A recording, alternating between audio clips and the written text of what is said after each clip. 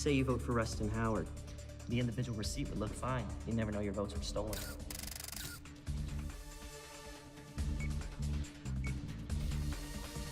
You vote Rustin Howard 5 times.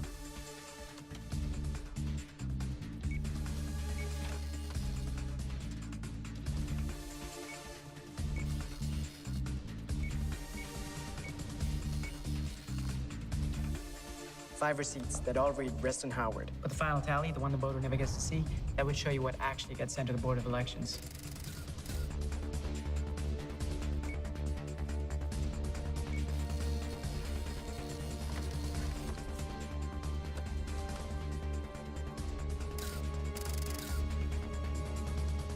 That's your smoking gun.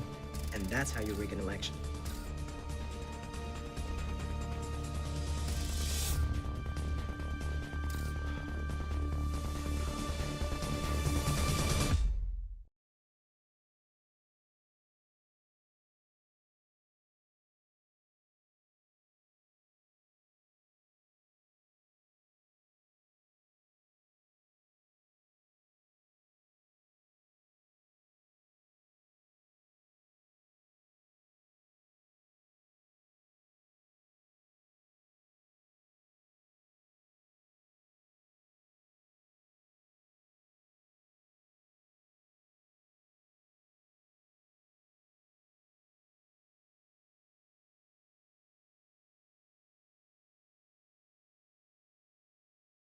É só digitar o número do candidato e apertar confirma. Hoje em dia, votar no Brasil é simples, mas a Justiça Eleitoral precisou de 10 anos para desenvolver o sistema de voto informatizado e escolheu tomar conta de todo o processo desde o começo, na fabricação da urna. Em vários outros países, a urna eletrônica ela é vendida como um produto de prateleira. Fabricantes desenvolvem uma urna que tem hardware e software todos já integrados e prontos. Isso é vendido para as autoridades eleitorais, os órgãos que executam as eleições, e isso impede determinadas coisas. Por exemplo, em alguns casos não se tem noção exata do que o sistema está fazendo por dentro, porque não se tem um código-fonte, não se tem uma auditoria tão clara. Aqui na Justiça Eleitoral Brasileira e aqui no TSE, como há um desenvolvimento interno, nós temos o controle total do que é feito, nós temos detalhamento, uma personalização completa em relação à legislação brasileira, e isso facilita muito o sucesso do nosso sistema. Atualmente, as urnas eletrônicas são produzidas em Minas Gerais, na cidade de Santa Rita do Sapucaí, que fica a 400 quilômetros de Belo Horizonte. A Justiça Eleitoral contrata uma fábrica por licitação, mas os aparelhos só são liberados após passar pela análise de uma equipe de técnicos do TSE. Mais de 30 mil urnas estão sendo fabricadas. Outros 500 mil aparelhos estão à disposição da Justiça Eleitoral. Mais de 14 mil urnas ficam guardadas aqui, na sede do Tribunal Superior Eleitoral, e são usadas apenas em casos de emergência. Os outros aparelhos estão armazenados nos TREs de todo o Brasil. Cada equipamento tem vida útil de 10 anos e passa por vários testes de funcionamento entre as eleições. Nós carregamos as baterias quadrimestralmente, nós exercitamos os componentes para eles não se degradarem, a urna tem que ser ligada durante um certo tempo para não se degradar. Aproveitamos eleições suplementares, as urnas também, tem eleições de prefeito a todo momento, e fazemos diversos testes para poder ver se aquele equipamento ele está se comportando como deveria e vai se comportar como deve no próximo processo eleitoral.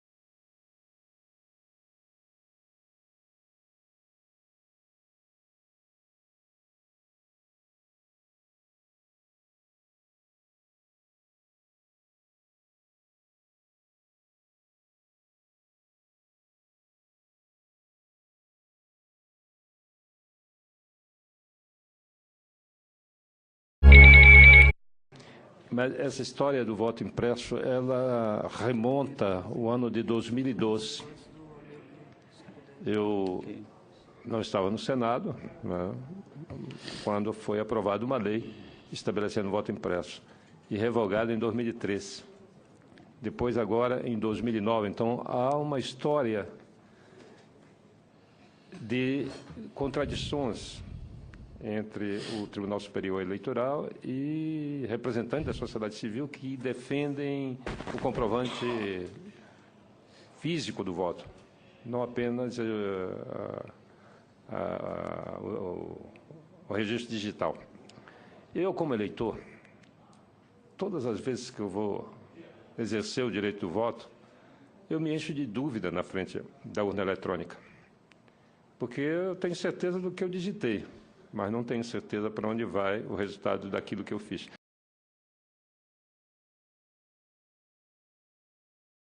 Pretendo fazer uma exposição teórica sobre a evolução da votação com o advento da informatização do processo eleitoral, do processo de votação especificamente, para, ao final, fazer uma crítica do projeto de lei em exame.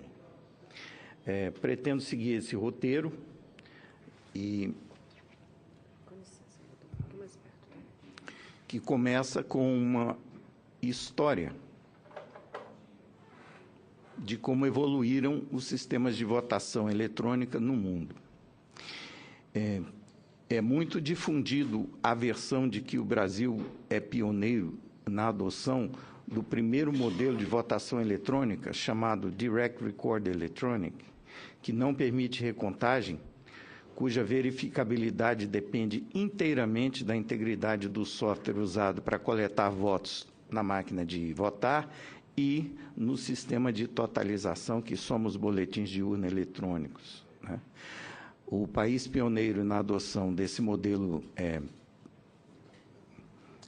primitivo de votação eletrônica foi a Holanda, em seguida adotada pelo Brasil em 96, cuja lei eleitoral ainda exigiu o registro material do voto, razão pela qual, em 96, as urnas eletrônicas imprimiam voto e coletavam numa urna de lona para seguir a lei. Só que, como havia a contagem eletrônica, com a totalização rápida, não foi usado o registro material para conferir a contagem eletrônica. Aquilo funcionou como um teste. Em 97 foi aprovada a lei que extingue o registro material do voto, a primeira lei eleitoral brasileira que trata da votação eletrônica, de 97. Mais adiante vamos ver um histórico de como evoluíram as leis de votação eletrônica. Mas o mundo não parou aí com esse experimento ou com essa introdução pioneira do primeiro modelo de votação eletrônica. Países onde a democracia foi reinventada na era moderna, como a França e os Estados Unidos, logo perceberam que o modelo original DRE, o primeiro que foi experimentado, que extinguiu o registro material do voto, tinha a conveniência ou a vantagem de extinguir as formas de fraude conhecidas até então, que eram fraudes de varejo e visíveis, porque manipulavam o registro material do voto ou as planilhas de soma dos votos impressos, né? Mas, por outro lado, ocultava as novas formas de fraude que a manipulação via software permitia. Essas mais insidiosas, porque agora possíveis por atacado e invisíveis, né? E o que se fica de lado quando se defende o modelo inicial, DRE, é fazer vista grossa à possibilidade da manipulação através do software, do resultado da votação, né? Bem, então, os países que se preocuparam com isso, os Estados Unidos, por exemplo, já em 2006, aprovaram legislação que dava preferência pelo segundo modelo de votação que surgiu a partir daí, que é o VVPT. E, por último, surgiu a terceira geração de modelos de votação, baseado num sistema de auditabilidade ponto a ponto, que permite o rastreamento do voto sem quebrar o sigilo da identidade do eleitor que registrou o voto, de ponta a ponta na cadeia de custódia do registro do voto. Bem, eu sou responsável pela introdução dessa nomenclatura que classifica os sistemas de votação baseados nos modelos de votação eletrônica, que seus dispositivos, correspondentes dispositivos de coleta, projetam, né?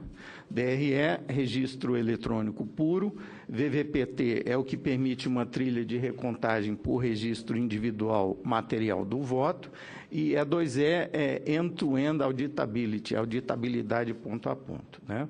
Por que essa classificação? Porque esses modelos de urna surgiram na literatura científica, nessa ordem cronológica, para tentar resolver os problemas que eram considerados mais graves da geração anterior, do modelo anterior.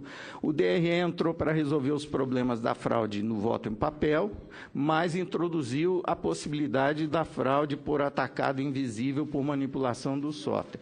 O VVPT entrou para eliminar a vulnerabilidade do modelo DRE, que concentrava toda a verificabilidade de lisura do voto na integridade do software. O que, para aqueles que trabalham com segurança na informática, sabemos que é um processo altamente ineficiente de tentar verificar a integridade de software num processo da dimensão da votação eletrônica no país. E temos experiência prática disso ao tentarmos auditar o software usado na votação eletrônica. Podemos testemunhar, tecnicamente, da total ineficácia do processo. Ela serve apenas para manipular o sentimento coletivo a respeito de como estão as coisas, qual é o status quo do processo de votação. Não serve a título de fiscalização como um regime eficaz. E, por isso, o resto do mundo, a partir do início, do meio da primeira década do século XXI, começou a introduzir os modelos VVPT.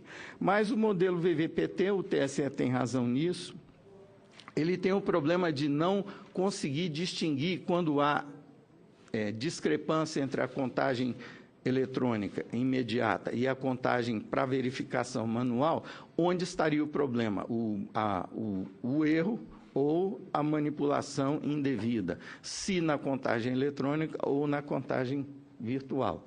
Então, o sistema VVPT favorece a sabotagem por quem sabe que vai perder a eleição, ele pode agir da forma antiga de manipular registro material para provocar uma discrepância na contagem e assim lançar a dúvida, né? Qual seria a saída? Bem, eu vou tentar explicar como evoluíram, porque a terceira geração busca justamente resolver os problemas que o VVPT trouxe ao tentar resolver os problemas da primeira geração. Ok? Bem, aqui nós temos um desenho da cadeia de custódia do voto, desde isso aqui eu tirei da literatura que o doutor Amilcar Brunazzo produz lá no Fórum do Voto Seguro. Eu acho muito interessante porque resume muito bem o processo de votação. Desde o cadastro eleitoral, que estamos vendo ali nessa ponta da cadeia de custódia do voto, onde o mesário verifica a identidade do eleitor para permitir ele se dirigir à urna e registrar o voto. O problema da urna DRE é que ele interrompe a cadeia de verificabilidade do registro do voto, da integridade do voto, no momento em que o voto está sendo coletado e somado dentro da urna, porque ninguém sabe como o voto está sendo somado dentro da urna. No final da eleição, ele produz um boletim de urna, uma planilha eletrônica com os totais por candidato, por cargo em votação, mas sem que ninguém possa ter ninguém de fora, ninguém que não tenha conhecimento de como o software que está rodando ali está fazendo sua tarefa corretamente ou não, ninguém tem como saber se a soma está correta, né? Então, saem os BUs, são totalizados, somados numa outra planilha global para dar o resultado final da eleição. Esse processo ainda pode ser verificado se o registro material do BU, que é o boletim de urna impresso, puder ser conferido contra o resultado total por amostragem, por exemplo, né? Então, em 97, foi aprovada uma lei que tirou do eleitor o direito de fiscalizar a contagem dentro da sua sessão eleitoral, em troca da possibilidade dele poder auditar o software. Bem, o mundo logo percebeu que essa troca não era vantajosa. Enquanto isso, no Brasil, a gente mantinha o modelo DRE sob o argumento de que o que a gente tinha era muito bom, porque ninguém conseguia provar que havia fraude. Mas, por outro lado, também ninguém consegue provar que o resultado está correto, né? A segurança do processo eleitoral é baseada puramente na confiança na autoridade que executa o processo.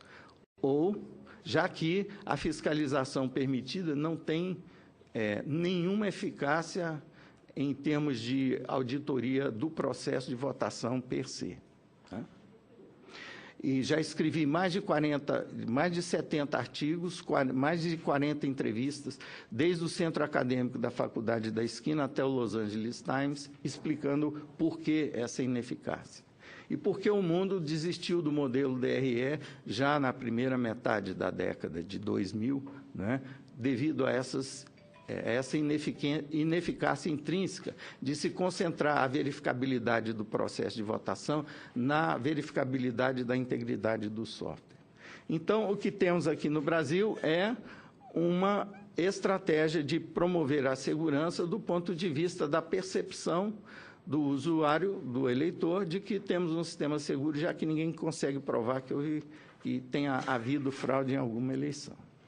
Então, essa é a maneira de manter o sistema de votação de primeira geração, manipulando a opinião pública sobre a condição de proteção que aquele sistema oferece. Enquanto isso, estão sendo cerceados os direitos de fiscalizar nas outras etapas do processo de custódia do voto, né? Com a identificação biométrica, o eleitor perde a capacidade de verificar que, ao contrário do que a propaganda afirma, de que o eleitor que está indo votar é mesmo aquele em cujo nome a urna foi liberada, já que a identificação biométrica, ao contrário do que faz parecer a propaganda oficial, não é um processo determinístico, é um processo probabilístico, portanto, propenso a erro de natureza intrínseca do mecanismo, que é verificação da identidade por aproximação de padrões.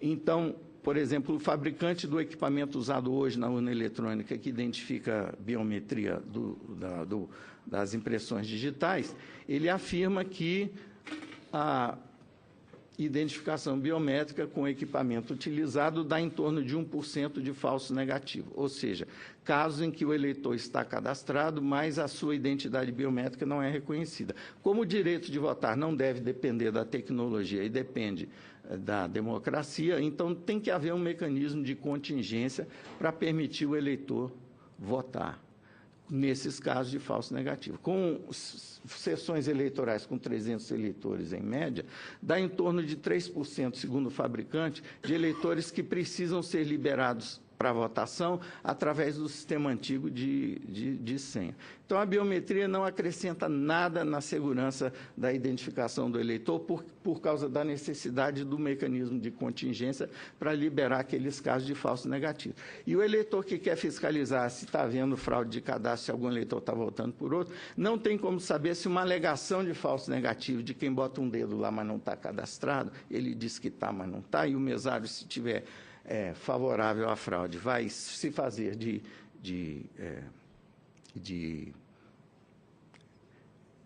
ele vai levar a palavra do pretenso eleitor ao pé da letra, libera a urna para votar com a senha, como era antigamente, antes da biometria. Então, na primeira eleição onde foi divulgada a estatística do uso da biometria, ao invés de 1% de falso negativo, houve 7% de uso da senha para liberar a votação, 7 vezes acima do que foi previsto pelo vendedor da identificação biométrica. Também com a negação dos juízes eleitorais, em alguns casos, e dos mesários em outros, de fornecer boletim de urna impresso, os partidos estão sendo cerceados do direito de fiscalizar a totalização a partir de uma resolução do TSE de 2006, que restringe a impressão de votos aos primeiros que chegarem, ou um tal de comitê interpartidário, que depois foi corrigido, mas ainda tem iniciativa de tribunais regionais e de juízes eleitorais de zonas específicas que negam o direito de um partido que queira ter uma versão impressa do boletim de urna no momento em que encerra a votação, é receber isso do mesário, assinada pelo mesário. Bem, então, os países que acham que essa não é uma situação adequada para a democracia, partiram para os sistemas de segunda geração, onde os problemas passam a ser aqueles que eu já citei, né? Há uma interrupção aqui na capacidade do eleitor. Essa linha de baixo aqui, isso aqui é para mim? Essa linha de baixo aqui é a linha da fiscalização, e a linha de cima é a custódia do voto, ok? Então, no sistema de segunda geração, há uma interrupção aqui,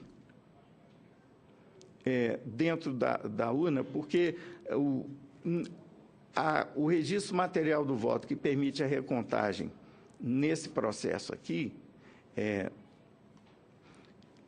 na segunda geração, não há como a contagem manual do voto impresso indicar onde estaria a discrepância, se na votação eletrônica ou se na própria manipulação do registro do voto.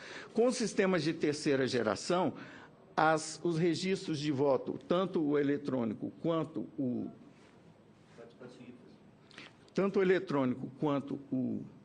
registro material, eles são entrelaçados para que, quando surge uma discrepância, o mecanismo aponte onde houve o desvio ou onde houve a manipulação indevida, se na contagem eletrônica ou na contagem manual. Existem, que eu saiba, apenas 2 sistemas de terceira geração em uso hoje. Um sistema altamente complexo, que emprega várias camadas de criptografia, usado nos Estados Unidos, produzido por um grupo de especialistas, criptógrafos de primeira linha, que se debruçaram sobre o problema chamado Scantegrity, e um modelo introduzido em 2006,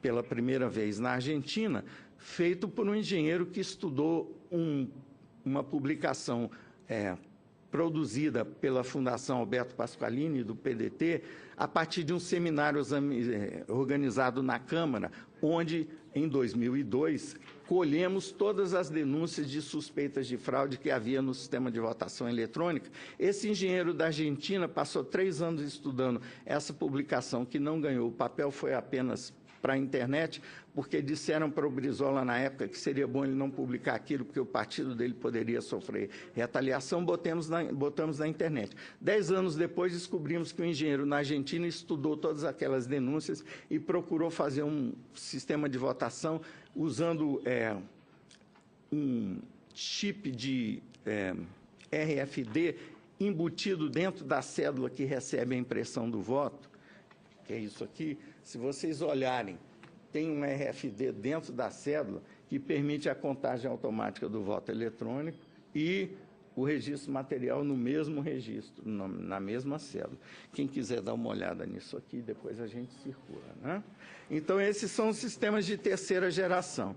Enquanto isso, a gente tem que entender o que está acontecendo na discussão no Brasil, porque a população, 96% confiam no sistema de votação que temos, mas 15% não confiam nos políticos que esse sistema elege. Fica perdido aí um elo de ligação entre os 2 números, que é o fato de que o sistema de votação que temos é regido por leis que os políticos que são eleitos por esse sistema aprovam.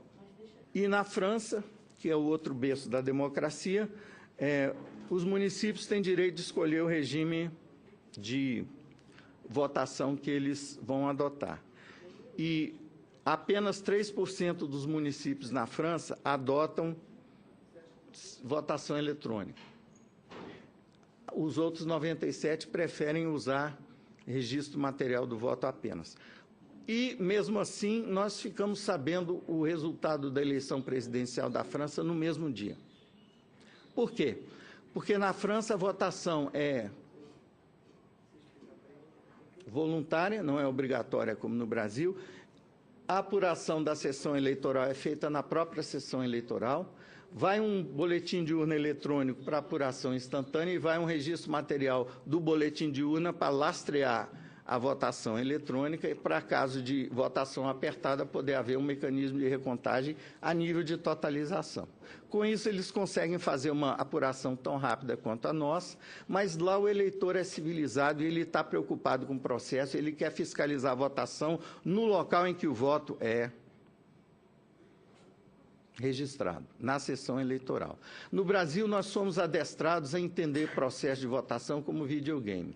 Quem manda é quem faz a máquina e quem faz as pesquisas. O eleitor é passivo, fica vendo as pesquisas na televisão, como se aquilo fosse uma corrida de Fórmula 1. A única ação que ele tem direito de fazer é, no dia da eleição, chegar até uma máquina, apertar um botão e voltar para a tela para ver o resultado aparecer na televisão. Ele não tem mais interesse em fiscalizar, até porque alguém botou na cabeça dele que não vale a pena porque os políticos não merecem a confiança dele.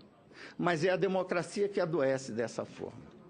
Bem, a propaganda vem desde 97, começou comparando o computador com algo que torna o céu e não o inferno, e agora a gente tem aquela foto ali da segurança por obscurantismo como parte de um vídeo de propaganda institucional de que o sistema que nós temos, o mesmo modelo desde 97, é o melhor que a gente pode querer ter.